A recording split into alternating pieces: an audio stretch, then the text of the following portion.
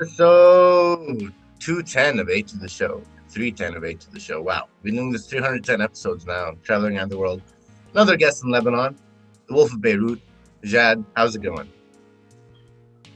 All is good, man. All is good. It's great being here. How's it going from All your right. side? I got to hustle pretty much. We don't have too much time. This is going to be a short podcast, so because we got a lot of hustle. He's got to hustle. We've got to hustle. So pretty much, let's jump right into it. How if we want to Amazing. everyone wants to get rich, everyone wants to make money, and a lot of people aren't working and they want to figure out how to make money. So how can you make a lot of money online? That The sounds best way. great. So Yeah. I think you answered the very first part of the question. Online. Online is the place you have to be, but it's tricky. There are so many things you can do online. So many things, and just endless. But the very first investment, and I've said it a lot on my page, the very first investment you should put your money in is self-educating yourself. Once you self-educate yourself, and what do I mean by that? By endless sleepless nights of YouTube videos, practical learning, practicing. I mean, it's out there. The barrier to entry is very easy. I remember before starting my very first e-commerce business that I opened around 5 to 6 fake businesses on Shopify, a Facebook's ads manager. Everything was fake. It wasn't there. But it had one reason only: to test and practice everything I was learning. So I believe the very first thing you should invest in is your self-knowledge. Practice it and then explore, because there are so many things you can do.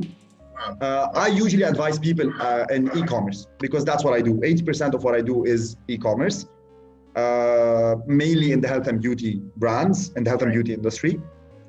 So, but I believe that being online is not only a must, it's where you have to start. All right. Perfect. Perfect. All right, I'm gonna let Said in, and then I want to ask you. So, of course, you said online e-commerce is a great way. Learning online, you should learn from our podcast. Obviously, watch more of our podcast. Side, we're live on Age of the Show. So since people are Hello, watching and they're Saeed. learning and they want to know how they can do it like you do it, how do you start off doing e-commerce online? Okay, perfect. So, step number one, what's the meaning of e-commerce? E-commerce mainly is the new trendy business model of buying and selling products. So, mainly, it's like when you go to a shop and you just choose a product and you try it on maybe and you pay for it. But all of this happens online. So, there are so many reasons why e-commerce is much better than traditional shopping. From the cost of it, from the barrier to entry, from the scalability. It's very scalable. It works 24 hours. Even the ads, the marketing, everything is controllable and scalable online. And how to start? In order to start, I should have three things. What? What should I sell? I need a product or a service. So I need to choose what I want to sell. Two is where. Where do I want to sell it? And where mainly means in which country, who's my age group, who's my target audience in specific. And answer number three is how. How would I sell it? How would I get my payments? And we have a lot of solutions for that. I should open a website through social media to integrate my payment gateways. And that's mainly it. So if you can solve those three easy questions, you can actually start e-commerce. All right, you make it sound so easy. I'm sure it takes a lot of time to get into it. How much time are It people? does. How much time should people expect to spend in order to start generating an actual income? Okay, as a start, if you can work on an average of 24 hours per day, you can make it an average of 24 hours per day, you can make it happen in less than a year. Because when you're still starting fresh, it's not about the money. It's about the learning experience. I remember my very first e-commerce business was the best learning experience ever. And now you can actually do that through dropshipping. If you don't know what dropshipping is, or for the people who's going to watch this, dropshipping means having a fully fledged e-commerce business. like like if you go on any site, adidas.com or me, we would be the same thing on the front end, but on the back end, Adidas manufactures and has their products stored. I don't. Every time I get an order, I just order it from a supplier and he sends it to it. So Wow. dropshipping made it very easy for people Hmm. to enter the e-commerce world. So I believe that dropshipping is one of the best and easiest ways to start learning about e-commerce. But the journey is very hard because, especially if you're an entrepreneur and you're still starting fresh, I highly advise you to do everything on your own as a start. Of course, have a lot of key players and co-founders with you, but the more you improve, the more you can scale and hire people. I highly advise to start fresh with a very small team to learn everything from accounting to sales fulfillments to marketing to orders to branding. There are so many things you have to do, but then it'll be a piece of cake for you. Wow. That's amazing. And that's great to know that you can be anywhere around the world for anyone listening to you, whether you're in Lebanon or in Thailand or wherever you are. You can jump on this and it's scalable. You can reach anywhere around the world and you can start making a lot of money. Jad, what even got you started? So why are you the wolf of Beirut? Okay, perfect. I love this question. I'm going to answer it into about a little bit on my page, which is I used to come from a rich family. It was amazing and life was great. I was this small spoiled kid that can afford anything he wants up until life hits. Life hit really hard. And back in 2013, within a span of 3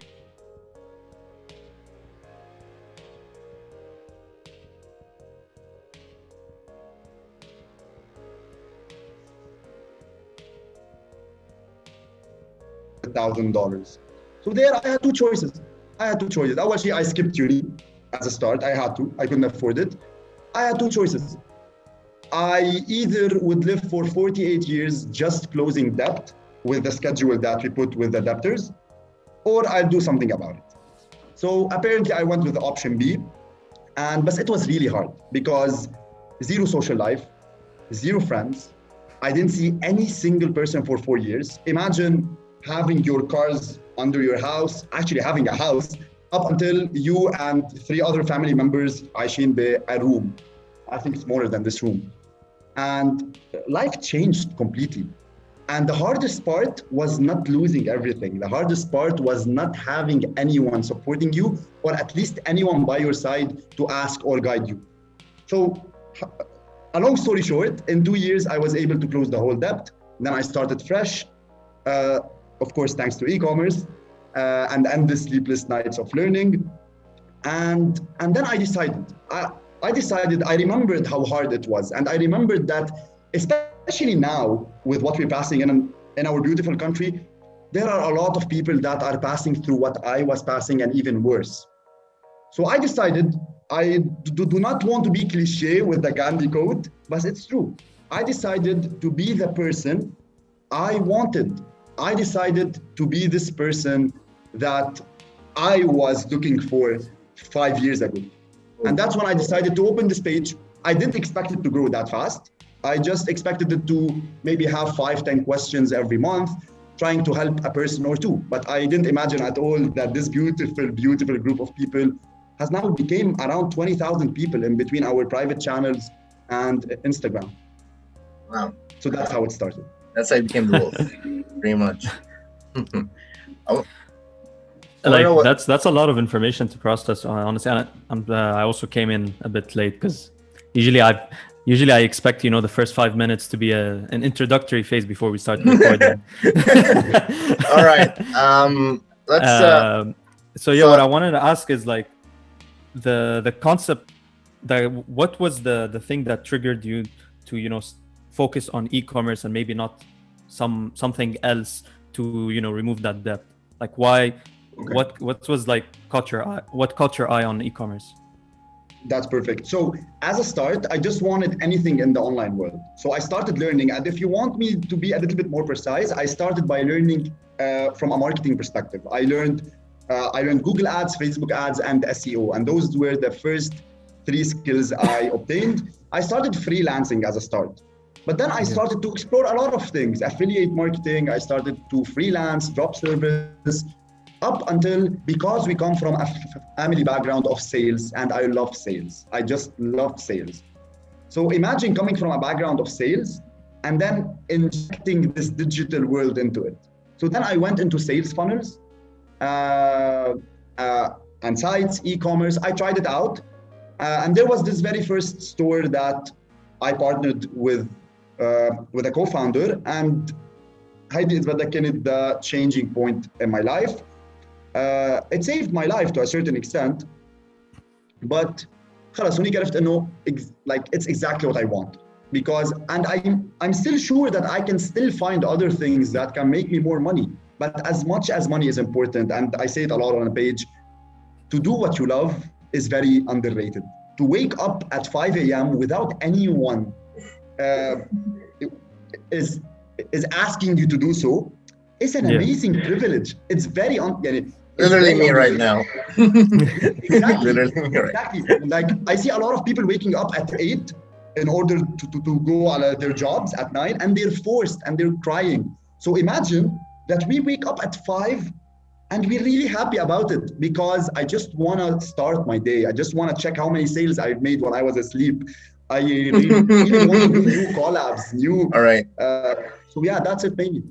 And obviously, so you mentioned that you love sales, and there's the connection there, you know, because you're being a salesperson but online. So you digitize the process of selling something. But so what makes you enjoy sales so much? Like, what is it? Is it the human interaction? Is it actually selling the item, or The money. what is it for you? Yeah, of course, point number one is money. I love money, and I say it a lot. And what I love about money is not the actual bill. If you see me here, أكيد في يوم I see you guys, you'll understand how I live. I hate having money in my hands. So it's always either reinvesting or spending on nice things. So stupid things sometimes. But the thing is, you know, I have a passion for making money. So I really enjoy that by the end of the day, I see I did a new campaign and a new strategy, and I made $25,000 out of it. It brings me joy. So, hey, it's one. Two is that I just want you to imagine with me. Imagine you having a very nice store at Hamra. Imagine having around 5,000 people inside your store, and all of them are being treated equally in the best, great way, and they're all happy, and you're offering them all at the same time, upselling them all, seeing what they want and replying to them all at the same time.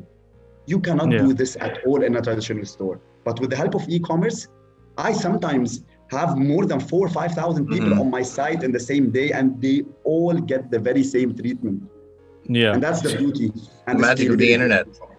Wow. So like I feel like you're trying to, in a sense, to describe what success is, right? Is this so what exactly is success for you? Okay. I've answered this question a lot. I believe that success varies a lot between a person and another person. And I think a very small example, which I gave also on my page, which is if my job was to force people or to inspire people to do exactly what I did, I would have inspired my brother or my family at first. But it's not what they want. It's not what they want. Like I have a brother who's successful in what he does. He works as an internal auditor in one of the great banks, and he's getting married now. And that's his ultimate goal. So he's on the right plan. Thank you. So he's on the right path, exactly. But if I do what he does with my goals of making $100 million before 30, that's not your path. That's not your path. Exactly. And exactly if he does my path under his goal. So when it comes to me, Jad, I think success for me is having a big portfolio of maybe more than 50 brands under a holding company. So قد ما يكون أكبر هالportfolio, I believe this is success for me, besides making a lot of money. All right. From a business perspective, but from a personal perspective, I would go with the more people I can help in starting their businesses. So far, we're on account of 820 new startups or stores who have started because of this beautiful group. That is amazing. And why I'm happy about it, it's because I know that all of them on their own, but they needed this guidance that I needed 5 years ago. So I was really happy, like to a certain extent, I had a role to play in it. So yes, I believe that success too is how many people I can help or inspire during the years. Amazing. I do want to comment on something you said earlier, Jad, about how grew up a little wealthy, and then you lost a lot of the money. Now you're getting more money. Um, this, with money you can get a lot of money, and then you can lose a lot of money. With crypto and stocks and everything, you can make a lot of money and lose a lot of money. So, what's your mindset if you ever do, knock on wood? I'm scared of asking this question, but if you do lose a lot of money, would that deter your success? Because you said your success tied to money you make. Amazing. So I believe that in order to be a successful person or a successful entrepreneur, the best exam that you can get enrolled into is to test yourself that if you lose everything you've made in the very past years and still be able to make a lot of cash out of it, then أنا بالنسبة لي you have succeeded in life. And a very small example is that I talked about this story a couple of days ago on the page 2 with Rami Alemi, he's one of my partners too. I was talking with him, like this story happened around 4 months ago. I was entering into a big project. So I reinvested almost 95% of what I had in cash. So I only had on the side a very small amount. Why? Because I was promised with a big payment from a client. And at the same time, as mentioned, I don't like to keep cash with me. So I reinvested almost everything. And then the client that I wanted a payment from, actually for like a month or two. So I woke up like, okay, I reinvested everything I have. I have less than $10,000 in cash. Or I have a lot of payments due, from a business perspective. So then I called Rami. I told him I was waiting for this day. I swear to God, I told him I was waiting for this day. I want to challenge myself to make a certain amount in less than 20 days without the use of any of my brands, without the use of any of my e-commerce businesses, without the use of anything I've already done. And so he was the only guy in which I told him every single day what I'm doing. I made $9,800 in less than 20 days. And I proved to him that the very best trait of an entrepreneur is adaptation. Once you can adapt to and which is why I'm still here in Beirut. Wow. With everything happening. Because I believe you should adapt and you should create solutions. You should create those loopholes if you really want to have a very big reward in the end. And that's the value of knowledge also, because you know so much. Once you have that, you can't take it away from someone. Exactly. So definitely invest in learning. We're kind of running out of time. I feel like this has been a great podcast. I want to know from you, what do you think about like, let's say we do want to sell stuff. Let's say we want to sell shirts, A2 shirts, right? What's the best way for us to reach different people? Okay, amazing. So as a start from okay, so any business has, or an e-commerce business has a back end and a front end. From a back end is where you would get those shirts. So you have a lot of services and drop shipping and print on demand in which you can test the merch or the site. Teespring.com/A2 the shirt. Teespring.com/A2 the shirt. Get it right now. Exactly. Printify, Printful. So there are a lot of ways to start and testing. بس هلا أكيد if you have your products with you, the profit margins are much bigger. Profit margins are always bigger when you have your products with you, which is why I don't dropship. I teach dropshipping, but I wouldn't dropship because I believe that if you have a certain amount and you can invest in private labeling or manufacturing your products, the profit margins, man, are insane. Like you can go up to 80-90% in private labeling, even here in Beirut, with everything that's happening. So step number one, since you guys would sell merch, in the end of the day, who's going to be interested in your merch is your fan base. So I would not open this business before I really make sure that I have a loyal fan base who watch every single episode I have. Because, and here's a very big problem a lot of people get into. How many people you have on social media would never determine how many people would buy from you. So like I have around 15,000 people all in all. I would believe that if I open a merch store, I would get maybe 1,000, and that's the max I can get. Because it's very easy for someone to join your group and watch your videos, but it's not that easy to bring money out of their pockets. And the only people you would sell merch to are people who blindly trust you and wait for your episodes a lot of times. And in order to do that, you would test. And the best way to test is through print on demand with merch, because the barrier to entry is very easy, and you can test if people are actually interested in buying this thing. And then I can private label it, I can get a container, I can manufacture it based on the resources that I have.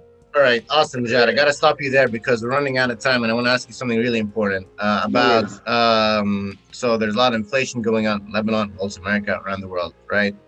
People had cryptocurrencies against the rise of inflation.